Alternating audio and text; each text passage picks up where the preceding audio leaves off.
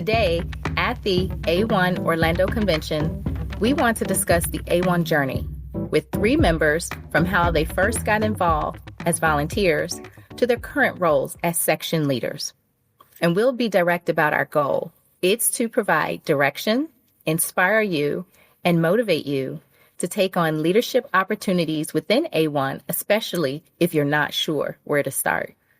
Our amazing members joining us today are Amanda Stabb, a clinical nurse improvement coach for the Iowa Perinatal Care Collaborative, incorporating quality improvement in simulation and obstetrics for birthing hospitals, critical access EDs, and EMS crews. Christy Winty, an operations supervisor for women's services at Oklahoma Children's Hospital in Oklahoma City and a member of the Oklahoma Maternal Mortality Review Committee.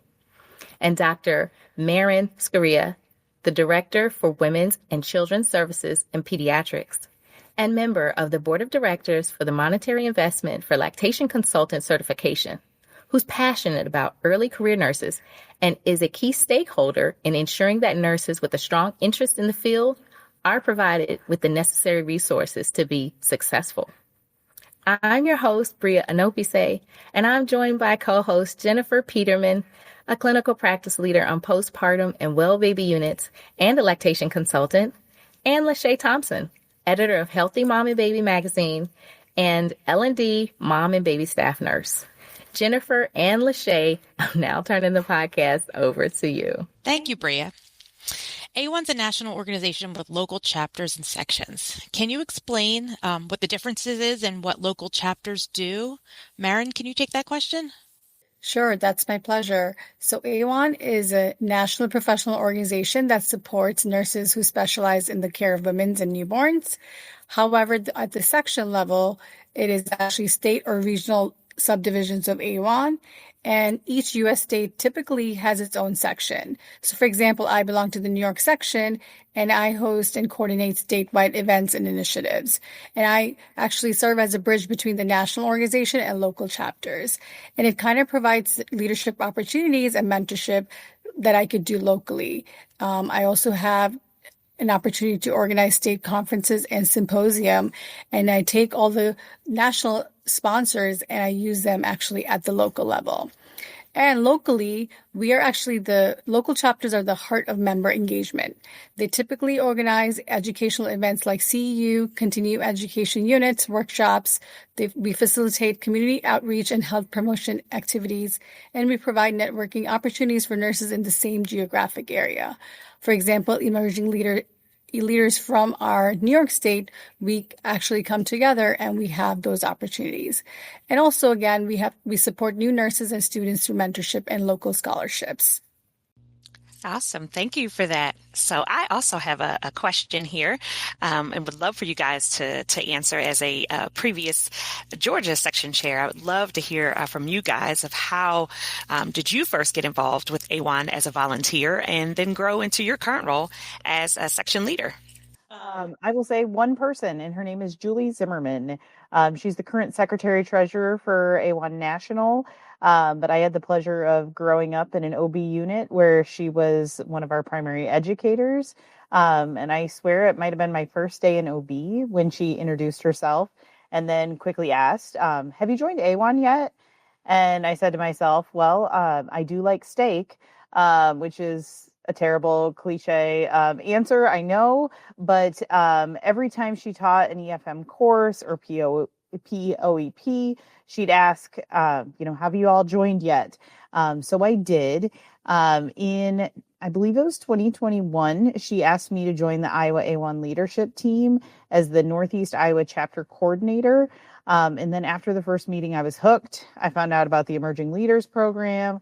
I got in on my second round of applying, and the rest is history. So I joined AWHONN in 2003, really because other coworkers were joining, and it was just really the cool thing to do. When I went to my first section conference, I thought, oh my goodness, this is so fun, and I should just get involved immediately. So then the next year, I volunteered for the planning committee, and I was thrown into, several different things as far as setting up, tearing down, that sort of thing. And it just was so fun. And then I was approached to help do a chapter leader, and I said yes to that.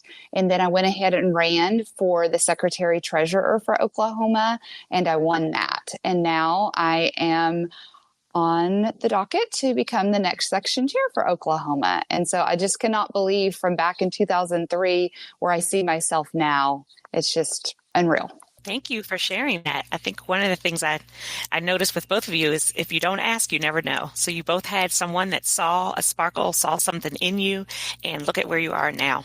So my story is similar to others. So I actually was able to present at conferences before I became a volunteer, so as a member. And my nurse manager at the time was very passionate, and she involved me in volunteer opportunities, and it began as a post-birth warning signs implementation group, which is kind of taking back us like 2017. And then I became a volunteer, and I was able to, as an emerging leader in 2018, I was able to become the hospital rep for New York section. And that was the beginning and almost the end of it. And then I got opportunities as a section treasury, and I've been in the role for a very long time. And it's given me opportunities to network and really be able to actually mentor new emerging leaders through that pathway. That's awesome. It looks like everybody is really engaged. And what I'd like to know is, like, what's one piece of advice you'd give a new section leader on how to build or grow their chapter? Like membership, engagement, chapter meetings, conferences. It must be hard to really get people involved. Christy, do you have an answer for that one?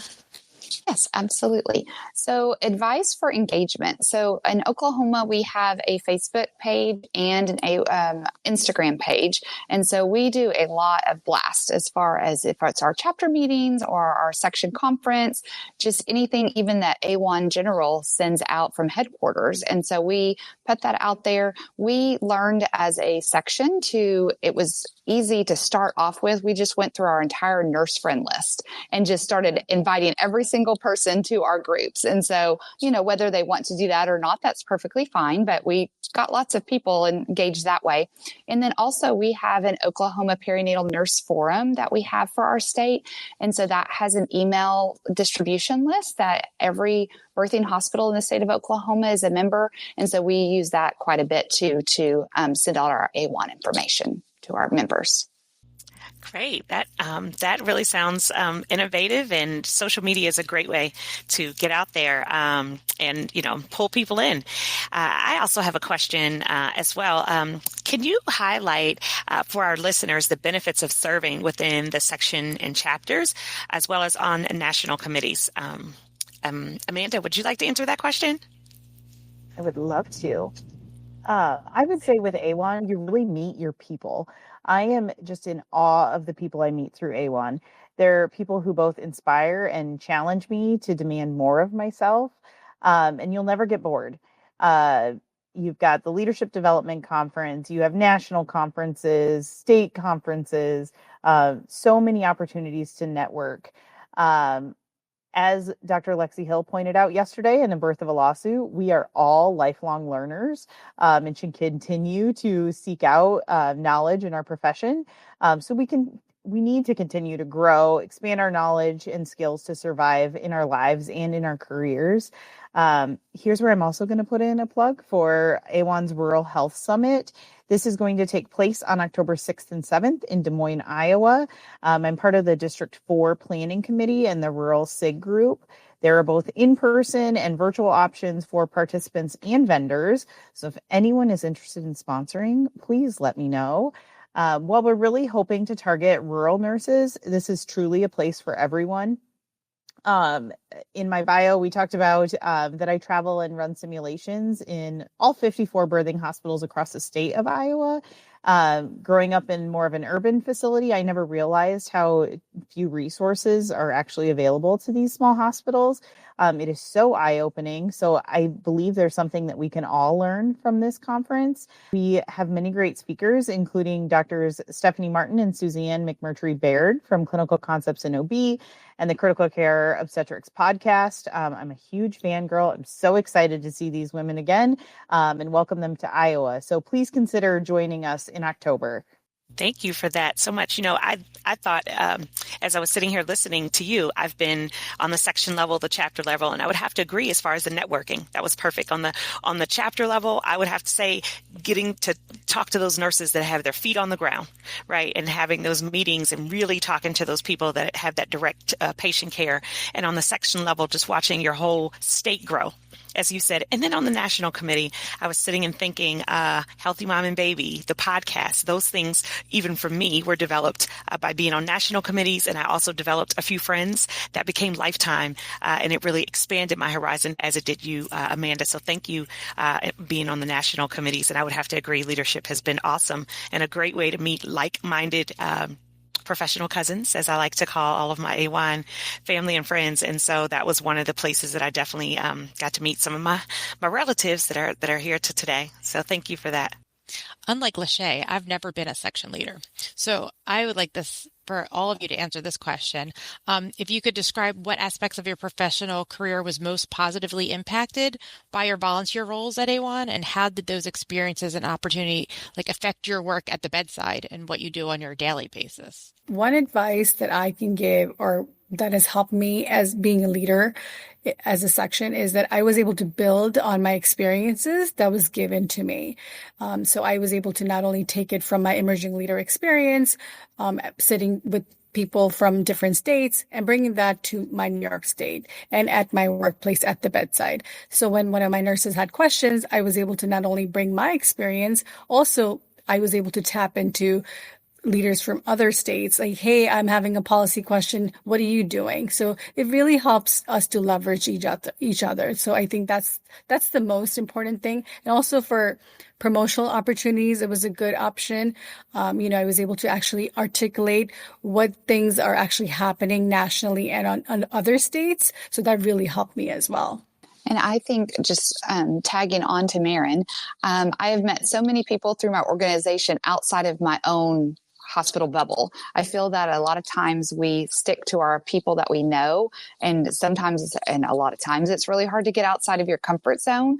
And so just being at section conferences and then also at the national level, just making those connections and the collaboration. And then just one maybe small, silly example, but during COVID and even just recently, there's sometimes supplies that we're out of at our hospital, and I can text or email colleagues from other hospitals and be like, oh, do you have scalp electrodes? Because right now we're out of them. And so we can, bargain back and forth, and we repay them back, whenever we get our supplies in. But yes, even if you don't work directly with someone and they're not at your hospital, you have a like kindred spirit. And so that is just lifting each other up throughout this organization and throughout the nursing, woes that we may have, and then the amazing times that we have as well.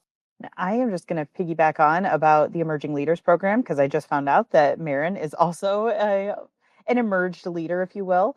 But that program legitimately changed my life. It sounds crazy, but it really did. I had been working at the same wonderful place for 13 years, but I was really stuck and burned out. I had a job offer from the Iowa Perinatal Collaborative. When I boarded the plane for our first Emerging Leaders meeting, I truly had no idea what I was getting myself into. But I arrived like a small town girl in the middle of tall buildings of New Orleans.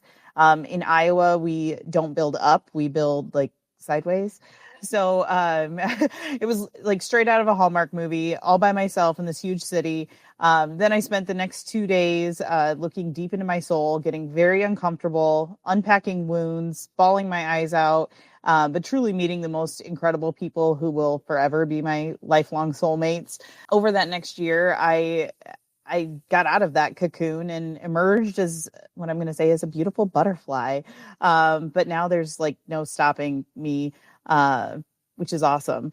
I did go on to accept that job with the Iowa Perinatal Quality Collaborative. I don't know that I would have done that without that trip to New Orleans. But now I'm living out my dream, impacting nurses and providers all over the state, doing quality improvement and education. And again, just a dream come true.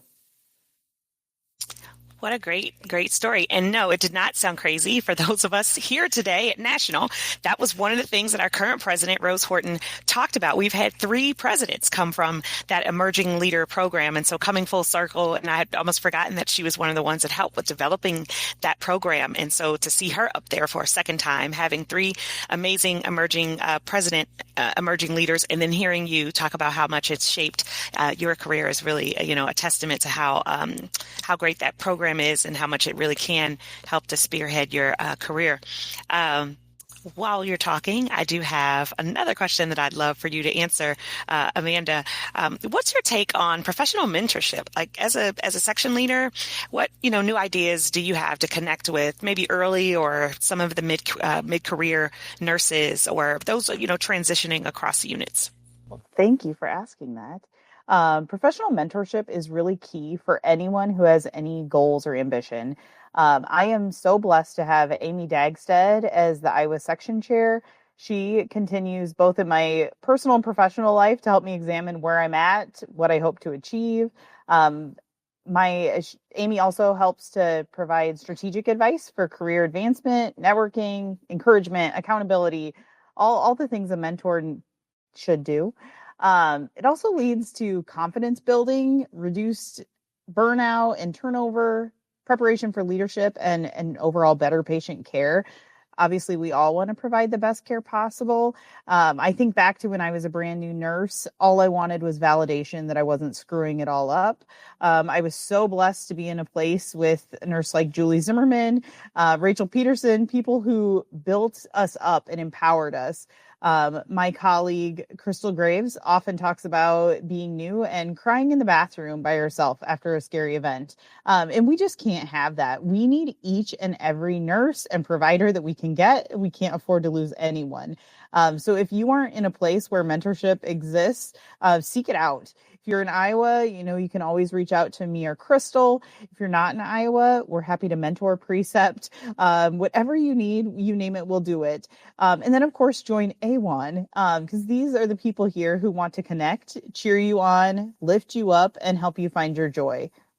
I just have to say that I am so inspired by all of you. Like, I feel like I want to, because I will be the first to admit I am not that involved in my section. And I feel like I need to go out there and do that right now. And all of you have been very inspiring and have been able to show, and I'm hoping our listeners will be out there too. And like every chapter will grow after this. Oh, wow. This was great. I just have to say thank you all for being here and for this discussion. I can tell you're wearing your hearts right here on your sleeves. For all of our dedicated members and listeners, we hope this episode has given you some insight as to how you can get involved in your local chapter and section, who you can reach out to if you're interested in leadership, where you can go to learn more and ask questions so that you know for sure you're not alone on your nursing career journey. And this episode has actually been a long time coming.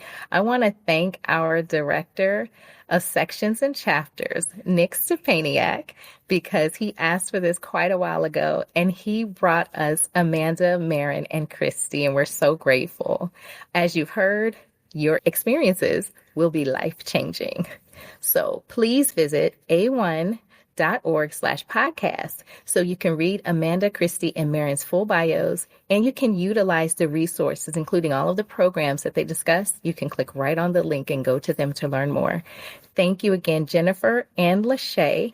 We ask that you please subscribe. You can follow us on YouTube. We're also on Spotify and Apple Podcasts. Check us out. Send us an email if you have a topic you want us to talk about on the podcast. You can reach us at podcast@awhonn.org. Recommend this episode and share it with a friend. Everybody stay safe, and thank you again.